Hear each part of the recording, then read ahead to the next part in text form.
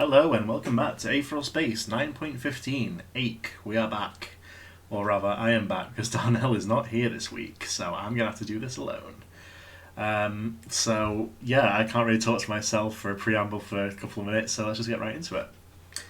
Lie still, O honoured one, and sleep well. The hands of your time have come to an end. The sand of your life has run dry. Sleep well, O honoured one, and lie still in the halls of the Velvet Palace.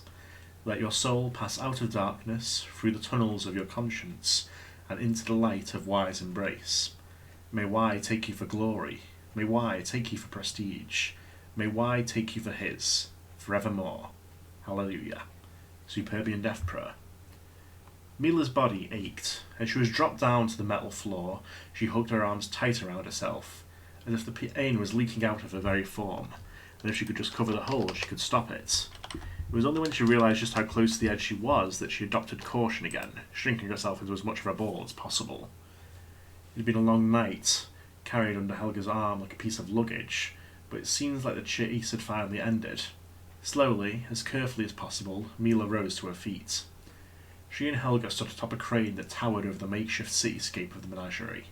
Restaurants and diners, hotels and temporary housing. From this height they all looked like little more than twinkling lights. If nothing else, though, this was a height that could kill. At some point during her rooftop escapades, Helga had torn away a humanist flag from a pole, draping it around herself as a cloak. It fluttered in the wind now as she looked out over her surroundings. When she spoke, she could barely be heard over the sounds of the city below. "Mila," she said. "Helga," Mila whispered. So she was conscious, or consciousness had returned to her at some point during the night's festivities. Mila had suspected. There was no way Helga could have bundled her into that ship and flown it here on reflex alone. Helga reached up and seized one of her own bangs, holding it up to her eye. She wasn't expecting it for length. Of course, it had been quite a while since the last time she'd seen it after all. It had grown. That's some live editing for you there. "How long?" she asked, just as quietly, her voice raspy from disuse. Did she lie? Mila didn't know what kind of mental state Helga was in. When she'd last been awake, she'd been in the middle of attacking Dragon Hadrian, and now with everything going on, and the after effects from stasis, there was no telling how she'd react. Mila resolved to lie, but then Helga turned to look at her, her eyes wide, and she found the truth leaving her mouth instead. "A year," she said. "You've been under for a year." Helga squeezed her eyes shut, and when she spoke, her voice was pained. "You did that?" Hurriedly, Mila shook her head. No, I was there, but I was trying to save you. Trying to find a way to get you out, I swear." Suspicion, cold and analytical, swimming through Helga's eyes, she opened them again. "Why?" She nearly growled the word. It was a good question. Mila had asked herself the same many times before. The last they'd met, Helga had betrayed her. She'd betrayed the humanists, gotten people killed and been caught trying to cover it up. Why would Mila want to save her? "I don't know," she lied. Helga continued to glare at her, eyes like twin drills, until slowly they closed again. The sigh that trickled from her lips was long, as if an entire year of discomfort was being expelled all at once. "Okay," Helga said. For a few moments they just bathed in the sounds of the city below, distant shouting, the blaring of vehicles, the whirring of machinery. Then, somehow, Mila found the courage to speak again. "What do we do now?" This time Helga needed no time to consider the question. "I need to go back," she spoke with a regretful inevitability. "Go back?" Mila asked, doing her best not to look down. "What do you mean? Go back where?" Helga stared off at the lights that surrounded them, the glow shining off her face and making her seem ethereal. "The GID," she said simply. "I need to go back. I think I killed one of them back there, but still. No other options." Mila's heart dropped. She hadn't wanted this. She took a beseeching step forward, painfully aware of gravity's hold on her. "Why do you have to go back?" she all but begged. "You don't need to. We can make a run for it, steal a ship like you just did. Make a run for it to where no one can find us." The voice trailed off as Helga shook her head. "I can't," she said, in a voice that permitted no argument. "They have people important to me. You're important to me." Mila thought of saying it, but in the end the pathetic words would not leave her mouth. Helga went on, her pale face weary. "By this vets, there's no telling what will happen to them. I don't have a choice." Mila's hands dropped weakly to her sides. "So, what, this is goodbye?" Again? Already? It felt like she was being crushed in a vice, like all the effort she'd made over the last year had come to naught. What a selfish thing to think, just because she hadn't gotten what she wanted. Helga stepped over to the edge of the crane, doing her utmost not to look Mila in the eye. Yeah, she murmured. Thanks for helping me out. Without another word, she dropped off the crane, vanishing into the city lights. Mila swallowed down her bitterness, took in a deep breath, and sighed. For a moment, she just looked out at the ramshackle metropolis. Then she realised she had no way to get down. Muzazi's body ached. The second he woke, he put a hand to his throat, feeling the rough texture of bandages and machinery there, wires running from the wound in his throat to a module hanging over his bed. His bed? Muzazi looked around. He was in a bed then, connected up to medical equipment, though the room he was in was no hospital. It seemed to be part of the complex he'd first met Lyons in, judging from the dim decor and the distant smell of barbecue. You're a lucky man, Atoy Muzazi, John Lyons said softly. Muzazi's eyes flicked over to the corner of the room, where the pale man was standing, hands in his pockets. That same serene smile was plastered on his face. When he blinked, it was slow and inexorable. What happened? Muzazi grunted, trying to force himself up, but the wires in his throat were like a leash, and the fear of tearing them out kept him still. As I said, Lyons chuckled, pulling up a fold-away seat next to the bed. You're very lucky. Agent Malwarian nearly inflicted a fatal wound on you. By the time Olga returned from chasing after her, you were nearly gone. She saved me, Muzazi muttered, rubbing his bandaged throat. Somehow he couldn't imagine her doing that. I saved you, Mr. Muzazi, Lyons said, with a note of insistence that Muzazi had not yet heard from him. With the supplies aboard that ship, she was able to stabilize your condition, but without these current measures, yes, you would be dead. Muzazi looked down the wires, no, the tubes, and saw the orange paste flowing through them. This is Panacea? The grisly image of the repurposed flowed through his mind, and he had to resist the urge to tear the thing free there and then. Well spotted, Lyons said, leaning over. It's slowly replacing the damaged part of your throat. I'd speak awfully until it's finished, but I often find myself speaking softly. Just how I act however you are comfortable. Slowly, through the hazy walls sleep had created, memory returned to him. Helga Malwarian running, Olga going after her. So she hadn't caught her in the end then. The mission had failed. May I tell you a story about my life? Lyons suddenly said.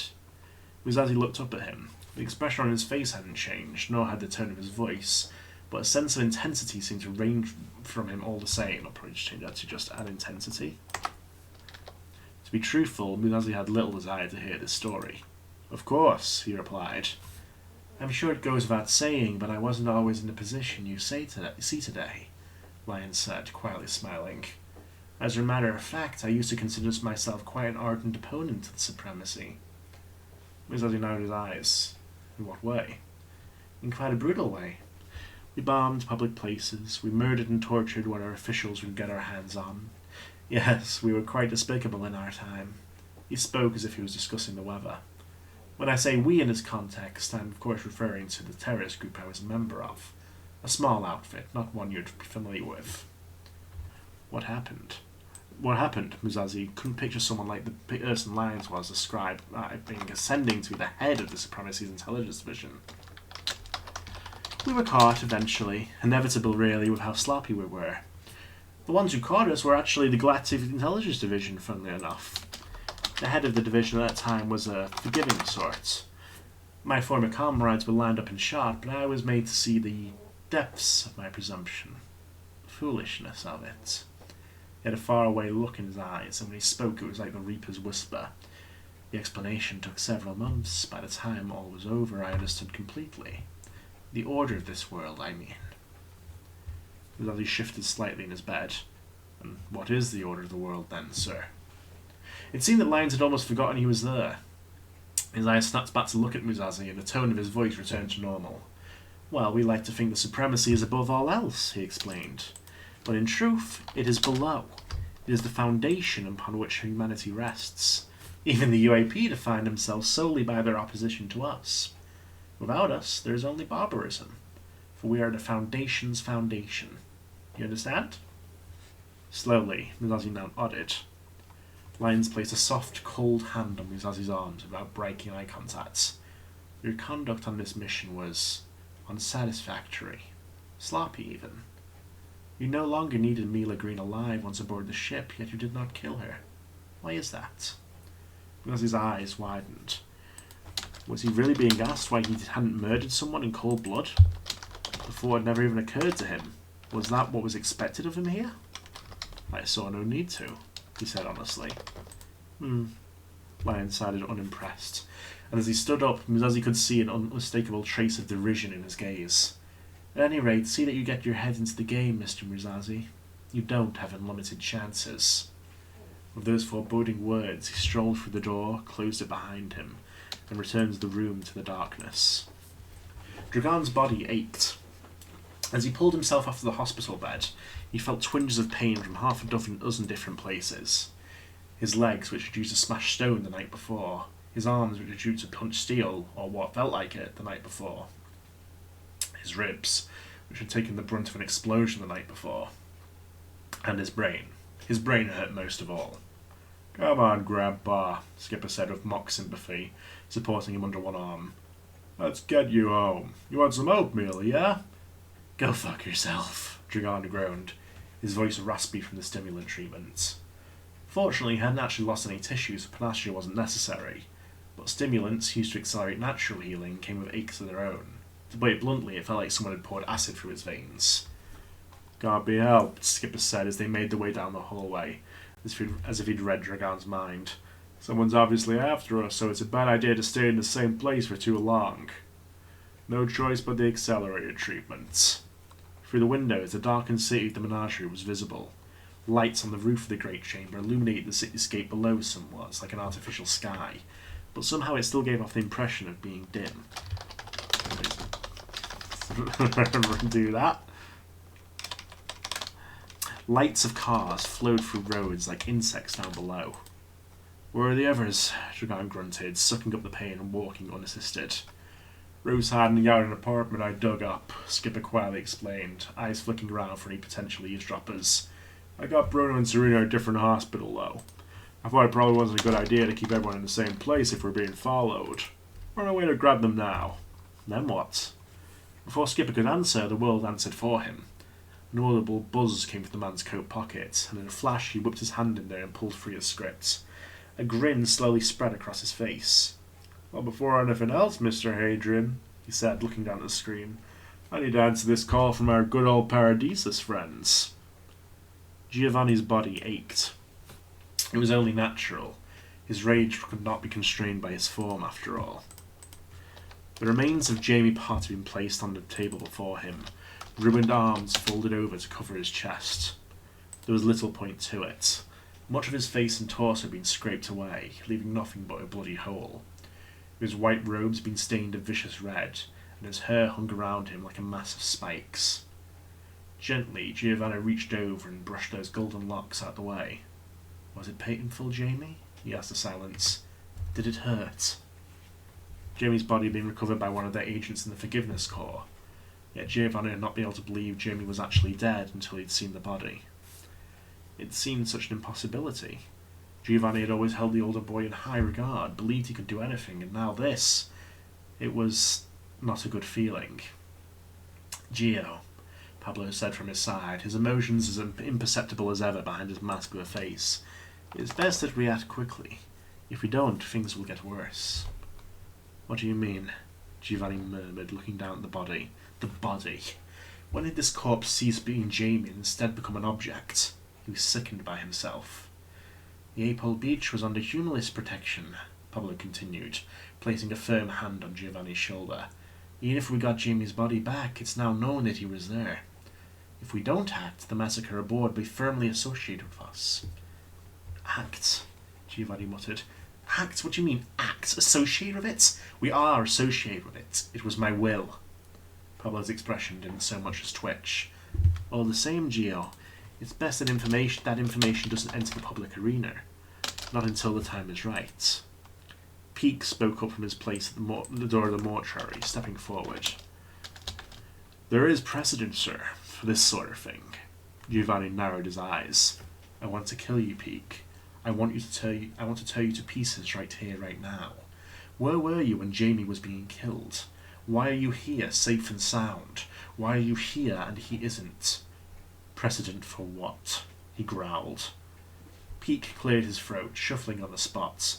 Clearly he was wise enough to know when he was on thin ice. Posthumous excommunication, sir, he said, looking away, to distance the Superbian sect from his actions. We can say he went rogue, ran on a rampage. His mental issues were no secrets, Pablo added. The quiet choir will be happy to corroborate. The words were knives. If he's excommunicated, Giovanni said, sounding lost as he looked down at the body. He can't be buried on Velvet Palace. He can't be properly put to rest. He'll just be cremated like meat, like nothing. Pablo's hand squeezed his shoulder. A sacrifice for the faith. He believes in you more than anything. He moved closer, speaking to Giovanni's ear, close enough that Peake couldn't hear. You are the one closest to God, Giovanni. You alone hear his words. Jamie would have died for you. You think he wouldn't have done this? Sir, Peake demanded, his loud voice cutting through the room. If we're going to do this, we need to do it now, before it becomes obvious what we're— Fine! Giovanni snarled. Crimson Aether broiled around him as his speech overpowered all else. Peake took a cautious step back. Even Pablo seemed to shrink away. The storm of Aether lasted only a second before dying away, but it seemed that the two of them were holding their breath for a very long time. Fine, Giovanni repeated. Make the announcement. Just go do it, both of you. A pair of dutiful nods, and the two made their way out of the room. Giovanni wiped his eyes dry with the back of his hand, looking down at Jamie. Before the day was out, his friend would be nothing but ashes blown out into space. That thought made his heart ache more than anything else. There was the tiniest beep, nearly audible, from the script in his pocket.